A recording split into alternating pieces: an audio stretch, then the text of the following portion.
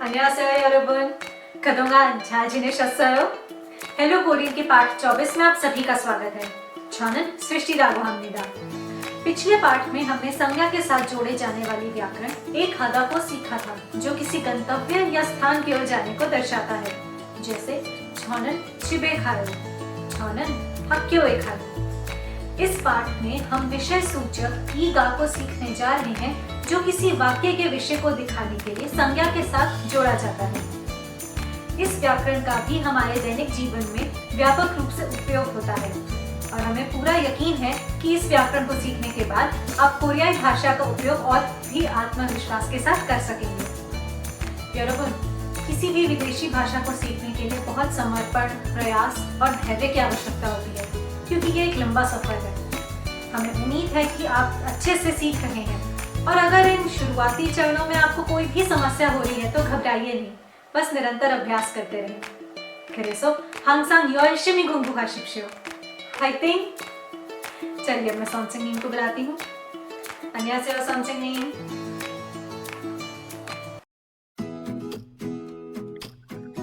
안녕하세요 여러분. नमस्कार. स्वागत है आपका पाठ 24 में हेलो कोरियन के. जैसा कि आप स्क्रीन पे आप देख सकते हैं, जो पाठ 24 है उसमें हम विषय सूचक, जिसको सब्जेक्ट पार्टिकल बोला जाता है इंग्लिश में, ई और गा हम सीखने जा रहे हैं. साथ में कुछ उच्चारण नियम है, उसको देखेंगे.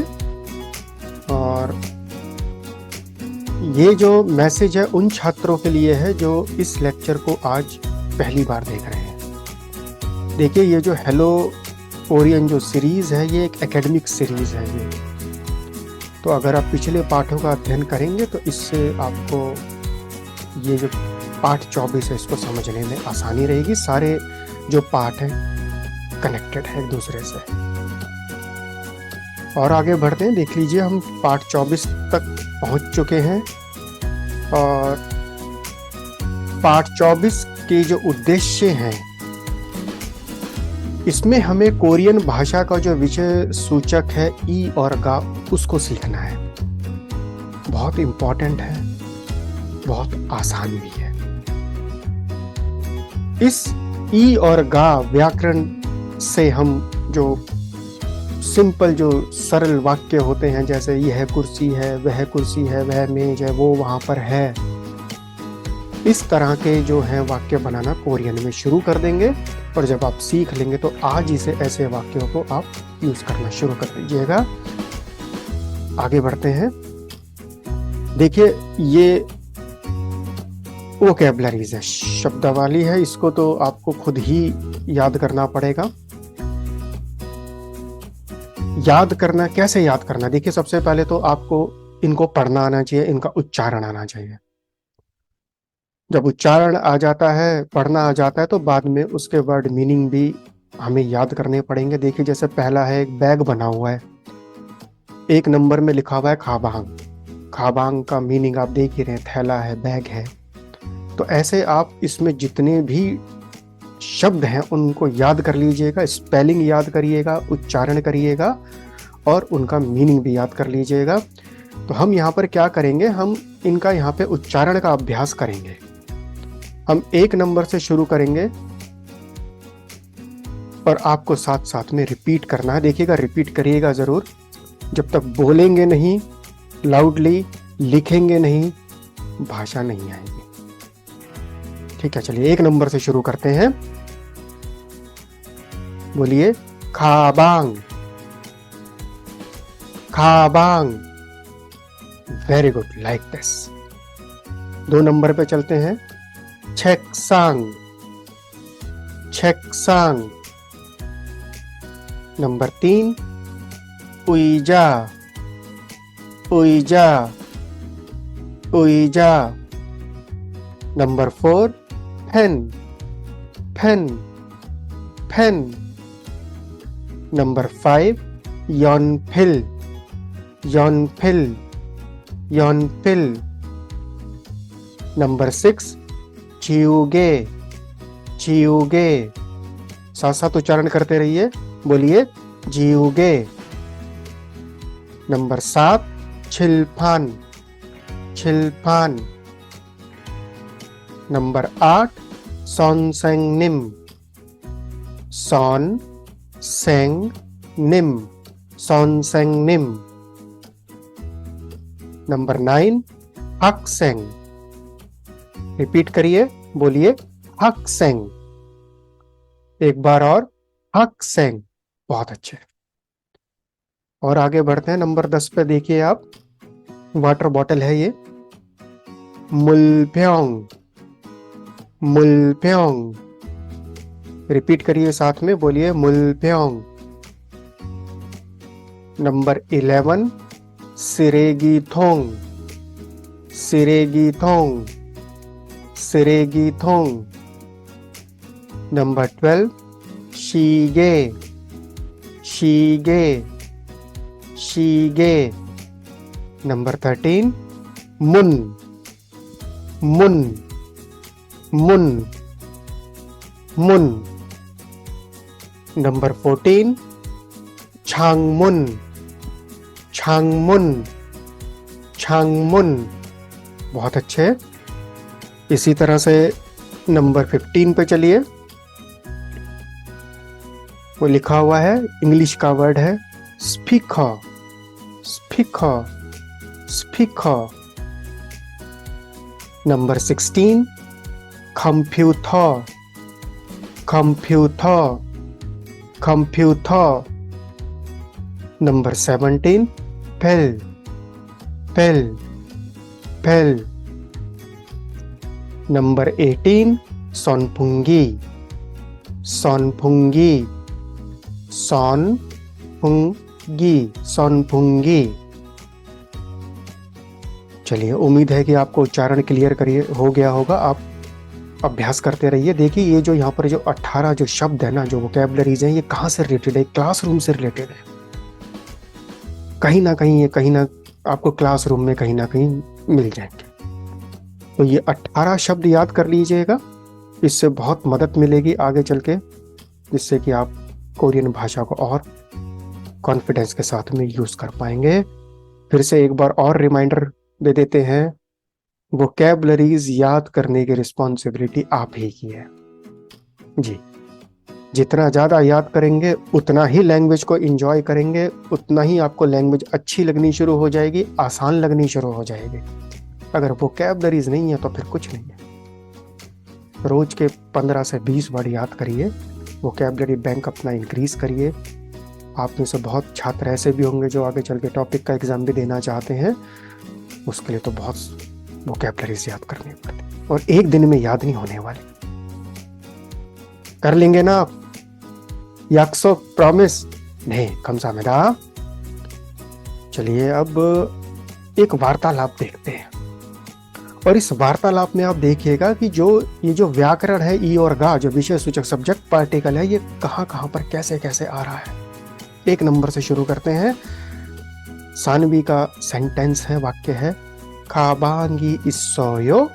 देखिए, इन जो सेंटेंस का जो मीनिंग है वो नीचे लिखा हुआ है हिंदी में, और आप देख सकते हैं ब्रैकेट में इनका रोमनाइजेशन भी करा हुआ है, जिससे आपको उच्चारण में परेशानी ना हो।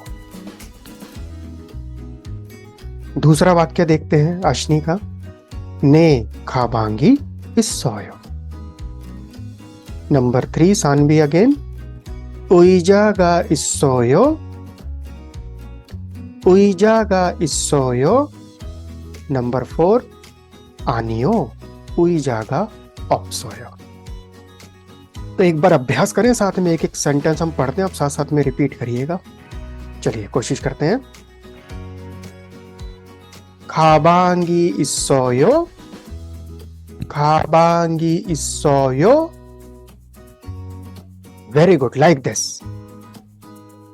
ने खाबांगी इसोयो, ने खाबांगी इसोयो। उइजा가 있어요? 의자가 있어요? 아니요. 의자가 없어요. 아니요. 의자가 없어요. सो इसी तरह से आप उच्चारण का अभ्यास करते रहिएगा। सेंटेंसेस को पढ़ने की कोशिश करिए। आप जानते हैं कोरियन भाषा बहुत आसान है सीखने के लिए। चलिए अब व्याकरण का टाइम आ गया। देखिए देखिए ध्यान से देखिए, ई/गा लिखा हुआ है और साथ में लिखा हुआ संज्ञा प्लस। इसका मीनिंग क्या है? देखिए ये खाली एक तो संज्ञा के साथ में जोड़ा जाएगा, और इस व्याकरण को अगर हम समझते हैं तो इसका इसका यूज क्या है? ये वाक्य के विषय को दिखाने के लिए एक संज्ञा के साथ जोड़ा जाता है। वाक्य का विषय, जिसको इंग्लिश में सब्जेक्ट बोला जाता है, सब्जेक्ट ऑफ द सेंटेंस योरोबुन।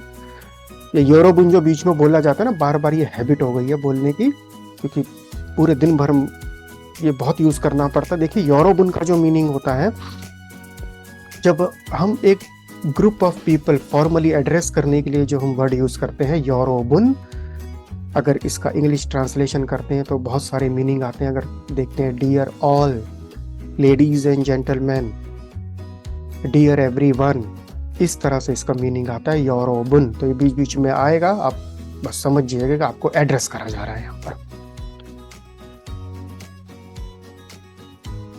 चलिए व्याकरण पर दोबारा चलते हैं।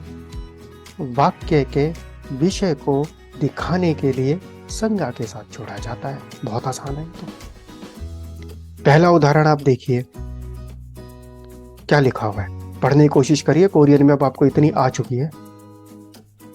चलिए शुरू करते हैं। 책상이 있어요। अब अगर आप ब्रैकेट में इसका मीनिंग देखते हैं तो ये आता है, वहां एक मेज है, यहाँ एक मेज है, वहां पर एक मेज है, यहाँ पर एक मेज है। इस तरह से इसके मीनिंग्स आते हैं। नंबर 2 पर चलिए। 의자가 있어요। 산위시가 있어요। अगर आप इन 3 उदाहरण को देखते हैं तो आपको नीले रंग के फॉन्ट में यहाँ पर ई और गा वही व्याकरण यहाँ दिखाई दे रही है। और देखिए कैसे संज्ञा के साथ में जोड़ा गया है। बस ये है सिंपल, इस पूरा जो ग्रामर का जो एक्सप्लेनेशन है बस इतना ही है, इसके बाद और कुछ नहीं। सिंपल सिंपल सेंटेंस बनाने। 책상에 있어요, 의자가 있어요, 산위시가 있어요। एक दो वाक्य आप भी बनाइए, कोशिश करिए। आप बहुत सारी वोकैबुलरीज अब आप जानते हैं। चलिए बैग से बना दीजिए। खाबांग होता है, खाबांगी 있어요। 책상 भी आप जानते हैं, डेस्क होता है, बहुत हमने रिपीट कर लिया। बना दीजिए एक सेंटेंस, 책상이 있어요। और जब प्रश्नवाचक आएगा इसके साथ में तो आप जानते हो प्रश्न पूछने के लिए वो यूज होगा। 책상이 있어요, 책상이 있어요, क्या वहां पर एक मेज है? बस ये है पूरा व्याकरण। हुआ क्लियर? नहीं हुआ तो रिपीट कर लीजिएगा, रिवीजन कर लीजिए। हो गया तो आगे बढ़ते हैं। अब जब हम किसी विदेशी भाषा को किसी और भाषा के साथ में जब कनेक्ट करने की कोशिश करते हैं ना, तो कई बार बीच में थोड़ी परेशानी भी आती है। तो हम क्या करते हैं कि जो क्लोजेस्ट जो उसके जो मीनिंग्स होते हैं वो ढूंढने की कोशिश करते हैं कि भाई हिंदी में ये किसके समान है, किसके क्लोजेस्ट है। इक्वल मिल जाता है तो बिल्कुल 1 to 1 रिप्लेसमेंट मिल जाता तो बहुत अच्छा होता है समझना, लेकिन कई बार नहीं मिल पाता। तो इसलिए हम समान जो हिंदी अर्थ है इस व्याकरण का, ई और गा का, वो है, होना और होना है। ये है, इस तरह से इसका मीनिंग आएगा वाक्य में। अब ये बहुत पुराना नियम हो गया, चलिए रिवाइज कर लेते हैं। सिर्फ संज्ञाओं के साथ में जोड़ा जाएगा, क्रिया और विशेषण के साथ में इसको मत जोड़िएगा, गलत हो जाएगा सेंटेंस। ये पॉइंट भी क्लियर हो गया। संयोजन नियम बहुत पुराने हैं, रिवीजन कर लेते हैं एक बार और। किसी संज्ञा में अगर पाच्छिम है तो आपको ई जोड़ना है। आप उदाहरण नंबर 1 को देखिए, खाबांग में उंग पाच्छिम है, लास्ट सिलेबल में ई जुड़ेगा, इसमें खाबांग ई बन जाएगा। नंबर 2 को देखिए, योनफिल लिखा हुआ है, योनफिल के साथ में भी ला पाच्छिम है, ई जोड़ दीजिए, योनफिरी बन जाएगा ये। अब जिनमें पाच्छिम नहीं है उसमें जुड़ेगा का, उसमें का जुड़ेगा। अगर तीसरा उदाहरण अब देखिए, उईजा लिखा हुआ है, पाछिम नहीं है तो गा जोड़ेगा, उईजा गा बन जाएगा। इसी तरह से शीगे में देखिए नहीं है पाछिम, गा जोड़ेगा, शीगे गा बन जाएगा। अब इसमें ना एक बड़ी समस्या आती है शुरू शुरू में। क्या आती है, जब छात्र इसको शुरू शुरू में सीख रहे होते हैं ना, तो संज्ञा के साथ में गैप डाल देते हैं इसको। पहले अखबार में लिखेंगे, फिर एक स्पेस देंगे, फिर ई जोड़ेंगे, या फिर गा जोड़ देंगे ऊर्जा के साथ में एक स्पेस। नहीं, स्पेस मत छोड़िएगा। देखिए ये वो टिप्स है जो आगे चल के आपको टॉपिक के एग्जाम में बहुत मदद करेंगे। हाँ, क्योंकि स्पेसिंग बहुत इंपॉर्टेंट है। आप जानते हैं कोरियन सिलेबस में लिखी जाती है, स्पेस इधर उधर हुआ, जहां छोड़ना था वहां नहीं छोड़ा, जहां नहीं छोड़ना था वहां छोड़ दिया, तो कई बार या तो शब्द या वाक्य गलत हो जाएगा, मीनिंग बदल जाता है। तो इसी तरह से आपको क्या करना है कि इस व्याकरण में ई और गा को संज्ञा के साथ में डायरेक्ट जोड़ देना है, स्पेस मत रखिएगा। क्लियर हो गया ना? नहीं, चारेसमनिदा यौरमन, आगे बढ़ते हैं। अब ये पॉइंट अगर क्लियर हो गया तो थोड़ा सा अभ्यास करना पड़ेगा। अभ्यास कैसे करेंगे हम? देखिए आपकी स्क्रीन पर जो है ना, यहाँ पर 30 शब्द लिखे हुए हैं, ध्यान से देखिए। इन 30 शब्द को आपको अपनी कॉपी में अब लिखना है। और देखिए जब लिखने के लिए बोला जा रहा है तो लिखिएगा जरूर, ऐसे बाईपास मत कर दीजिएगा, लर्निंग बहुत स्लो हो जाएगी, बहुत टाइम लग जाएगा। नई भाषा है, सीखने में शुरू शुरू में बहुत मेहनत करनी पड़ती। तो आप क्या करिए, पहले 1 से 30 तक इनको लिखिए। स्क्रीन को पॉज कर दीजिए, ज़्यादा भागना नहीं है, स्क्रीन को पॉज कर दीजिए, लिख लीजिए, जितना भी समय लगता है लगाइए। जब आप ये 30 के 30 वर्ड लिख लेंगे तो आपको इनके साथ में ई और गा में से एक जोड़ना है। कैसे जोड़ना आप जानते हैं, जिसमें पाछिम है उसमें ई जोड़ दीजिए, जिसमें पाछिम नहीं है उसमें गा जोड़ दीजिए। बोलने में बहुत आसान लगता है, लेकिन जब लिखेंगे तो गलतियां होने के चांसेस हैं। ठीक है, अब आप इसको लिखना शुरू कर दीजिए, स्क्रीन को पॉज कर दीजिए। हम भी यहाँ रुके हुए हैं। अब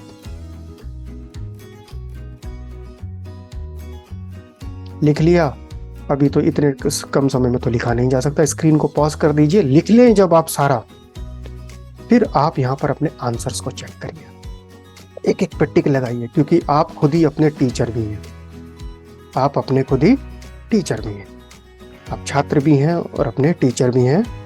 तो आप जो है इसको उच्चारण करके जो है चेक भी कर लीजिए। लिख तो आपने लिया ही है, एक एक करके टिक करिए। नंबर 1 में खाबांग ई है, नंबर 2 में चेकसांग ई है, नंबर 3 में उईजा गा है, नंबर 4 में ई लगा हुआ यौनफिल के बाद में। एक एक करके टिक रेड पेन से लगाते रहिए। जब पूरा चेक हो जाए तो स्कोर देखिए 30 में से 30 है या नहीं है। यौरबन चारेसयो चुक्का हमनिदा, आपको एक ग्रामर आ गई है। नहीं है, कौन सा गलत हो गया चेक करिए एक बार और। मिल गई गलती? ठीक है, चलिए समझ में हो आ गया ना, क्लियर हो गया ये, वेरी गुड। अब अगर ये कंजुगेशन क्लियर हो गया, ई और गा संज्ञाओं के साथ में जोड़ना आ गया है, तो एक और अभ्यास करते हैं अब वाक्यों के साथ में।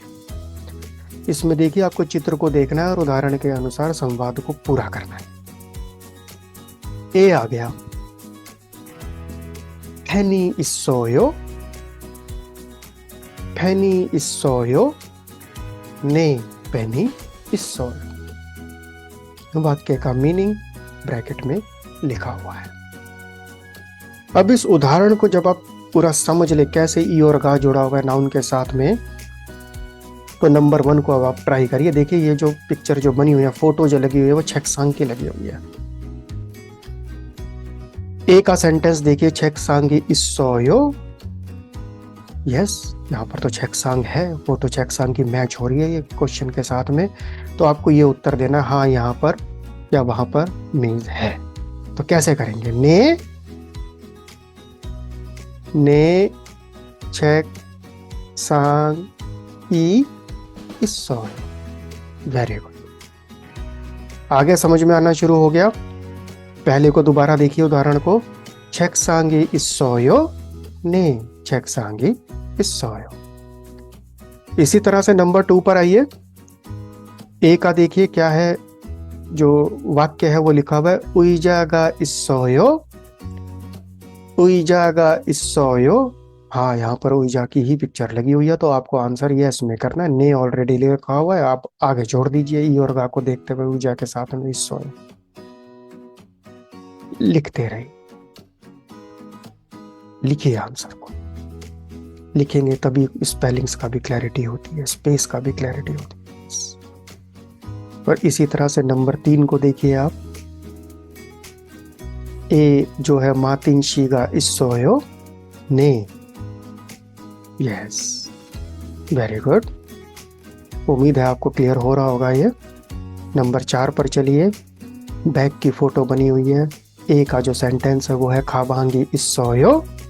ने, वेल डन 여러분, 잘했습니다। और आगे बढ़ते हैं। नंबर 5 को थोड़ा ध्यान से करिएगा, क्योंकि नंबर 5 में पिक्चर जो बनी हुई है यहाँ पर जो लगी हुई है वो है जियोगे की इरेजर होता है, रबड़ जो मिटाने के लिए हम यूज करते हैं, पेंसिल से लिखे हुए को। अब ए का जो सेंटेंस है शीगेगा 있어요 है, ये शीगे का मतलब होता है घड़ी। अब भाई ये पिक्चर घड़ी की तो नहीं है, ये रबड़ की है। तो अब यहाँ पर हम सेंटेंस में इसको कैसे इसको आंसर करेंगे? हम ये बोलना चाहते हैं कि नहीं, घड़ी नहीं है, रबड़ है। देखिए ध्यान से, दोबारा प्रश्न पर जाइए। शीगेगा 있어요? आनियो, बी का उत्तर देखिए आप, आनियो। शीगे सिलेक्ट करिए, ई और गा, वेरी गुड। 있어요 की जगह आपको 없어요 यूज करना है। अब यहाँ पर 없어요 का मतलब होता है नहीं होना, नहीं है, कोई वस्तु कहीं पर नहीं है, वहां ये यूज होता है 없어요। ये वार्तालाप में हमारा जो कन्वर्सेशन था पहला, उसमें आ चुका है शब्द ये। आनियो शीगे 없어요, फुल स्टॉप के बाद एक ब्लैंक और है, जीहुगे, जीहुगे, ई और का सिलेक्ट करिए, वेरी गुड। अब आप इसका उत्तर जानते हैं, लिखिए, स्प्लिंदा ब्लैंक्स को पूरा करिए। 2 ब्लैंक्स हैं इसमें, इससे हमें 있어요 और 없어요 दोनों का यूज करना आ जाएगा। कोई वस्तु कहीं पर है तो 있어요 यूज करना है, नहीं है तो 없어요 यूज करना है। तो और आगे बढ़ते हैं। अब अपने उत्तर को एक बार चेक कर लीजिए। देखिए, पहला है 책상이 있어요, दूसरा है 의자가 있어요, तीसरा है मार्टिन शीगा 있어요, नंबर 4 है 가방이 있어요, नंबर 5 है नहीं, 가 없어요, 가 있어요। सारे उत्तर ठीक है या नहीं है? एक गलत हो गया, कौन सा? 5 नंबर, दोबारा देख कर करिए, हो जाएगा। क्या सारे सही हैं? Very good. चलिए 5 में से 5 आ गए, 잘했어요, वेल डन 여러분। अब देखिए ये ना, ये क्लास में ना बच्चे बहुत पूछते हैं, स्टूडेंट्स बहुत पूछते हैं कि ये जो ईगा 있어요 और ईगा 있습니다 सेम है या नहीं है। बिल्कुल जी, समान इनका अर्थ है। ये डिपेंड करता है कि आप कहाँ पर यूज कर रहे हैं। फॉर्मल सिचुएशन है तो ईगा 있습니다 और ईगा 없습니다 यूज करिए। इनफॉर्मल है, सेमी फॉर्मल है तो ईगा 있어요 और ईगा 없어요 आप यूज करिए।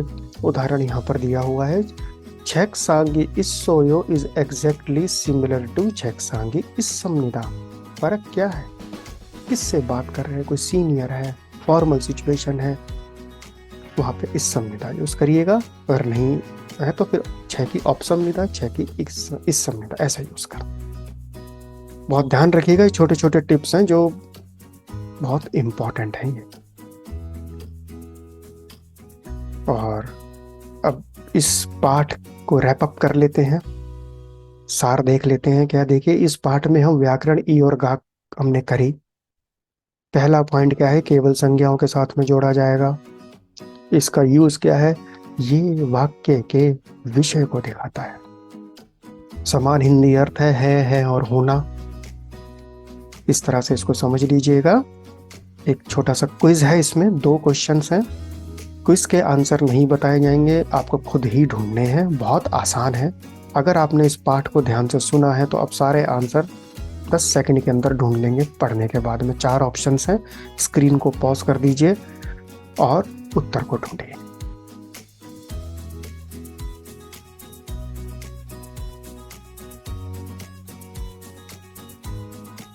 और इसी तरह से नंबर 2 पर चलते हैं अब। ये 4 यहाँ पर देखिए 4 वाक्य हैं यहाँ पर आपको इसमें ना गलत वाक्य ढूंढना है। गलती किस में है, ई और का में है, पाछिम है या नहीं है, उसको देखते हुए आप इसमें गलती ढूंढिए कौन से गलत हैं और उनको देखिए, समझिए। उम्मीद है आप ढूंढ लेंगे आंसर। स्क्रीन को पॉज कर लीजिएगा, अगर और समय चाहिए हो तो हम आगे बढ़ते हैं। एक उच्चारण नियम कर लेते हैं। देखिए, उच्चारण, सही उच्चारण ही बताता है कि आपको भाषा ठीक से आती है या नहीं। और उच्चारण एक दिन में तो ठीक होने वाला है। बहुत अभ्यास, निरंतर अभ्यास, बहुत इसमें रिपीटेशन करना पड़ता है। और आप कोरियन में देख रहे हैं कि बहुत सारे उच्चारण के नियम आ रहे हैं। 1 पेजर बना के इनको रट लीजिएगा। अब यहाँ पर क्या है देखिए, अगर हा पाछिम पर हा लगा हुआ है और उसके बाद नेक्स्ट सिलेबल में है ना का आ रहा है, तो का की ध्वनि जो है ना खा में बदल जाती है। इसीलिए जो पहला उदाहरण है ऑतो के का जो उच्चारण है, क्यों ऑतो के करा जाता है, यही उसका रीजन है। ऑतो के विल बी प्रोनाउंस्ड एज ऑतो के। थोड़ा सा सॉफ्ट कर दिया जाता है का को, थोड़ा सा खा मिला दीजिएगा उसमें, ऑतो के। इसी तरह से नंबर 2 जो है मानकी, इसमें भी वही सेम कॉम्बिनेशन आ रहा है, हा के बाद में का आ रहा है अगले सिलेबस में, तो मानकी का जो उच्चारण हो जाएगा वो मानकी हो जाएगा। चलिए अभ्यास करते हैं, अब साथ में बोलिएगा। बोलिए ऑतो के, ऑतो के, ऑतो के। Well done. नंबर 2 मानकी, मानकी। Very good. इनके जिन दोनों शब्द का जो अर्थ है ना वो ब्रैकेट में आगे लिखा हुआ है, अगर आप जानना चाहें अर्थ भी। और इसी के साथ पार्ट 24 पूरा हो गया है। बहुत बहुत शुक्रिया आपका। छुक्का हामनिदा, कॉन्ग्रेचुलेशंस। एक सीढ़ी हम और आगे बढ़ गए। और पार्ट जो 25 जो आ रहा है ना अगला, देखिए उसके अंदर हम जो किसी वस्तु कहाँ पर रखी है, ऊपर रखी है, नीचे रखी है, बाहर रखी है, अंदर के प्रीपोजिशंस जिसको बोला जाता है, ये साथ में एक और व्याकरण करेंगे, ए इत्ता और ए ऑप्ता। स्थान पूर्व सर्ग बोला जाता है इनको, प्रीपोजिशंस को, ये हम करेंगे। एक उदाहरण यहाँ पर लिखा हुआ है, देखिए नीचे सेंटेंस लिखा हुआ है, किताब में इस पर है। छेगी 책상위에 있어요. 책이 책상위에 있어요. इस तरह के हम वाक्य बनाना सीखेंगे। और आज जो हमने व्याकरण करी है उसके साथ में कम से कम 10 वाक्य आज आप खुद बनाइएगा और उनको चेक करिएगा कि आप बना पा रहे हैं या नहीं। थैंक यू योरबुन, धन्यवाद, शुक्रिया, खमसाहमनिदा, सोगो हाशासमनिदा। चैनल को सब्सक्राइब करते रहिए। जो जानने वाले हैं, जो भी कोरियन पढ़ना चाहते हैं, उनको भी बोल दीजिए, हमें मोटिवेशन मिलता रहता है। और हम कोशिश करते हैं अपग्रेड करें, लेक्चर बाय लेक्चर अपग्रेड करते रहें और कंटेंट्स को सिंपल रखते रहें। 감사합니다 여러분. 안녕히 계십시오. See you in lesson 25. 안녕하세요 여러분. 공부를 잘 하셨어요? 다시 한번 복습하실까요? आइए इस पाठ को एक बार फिर से देखें। इस व्याकरण को सीखना आसान है। विषय सूचक ई का किसी वाक्य के विषय को दिखाने के लिए संज्ञा के साथ जोड़ा जाता है। यरबुन, मेरा आप सबसे एक निवेदन है, कृपया इस पाठ की शब्दावली को अच्छे से याद करें। तो चलिए अब थोड़ा सा अभ्यास करते हैं। मुझे अपने सामने काफी चीजें दिख रही हैं, जैसे 카메라가 있어요, 책상이 있어요। तो क्या इसी प्रकार से आप भी कुछ वाक्य बना सकते हैं? चलिए कोशिश करें. 와, 정말 잘하셨어요. 그럼 이제 24과를 마무리하겠습니다. 진심으로 감사합니다. 다음에 뵐게요. 안녕히 계십시오. 아, 그리고 여러분, 해피 뉴 이어. 새해 복 많이 받으십시오.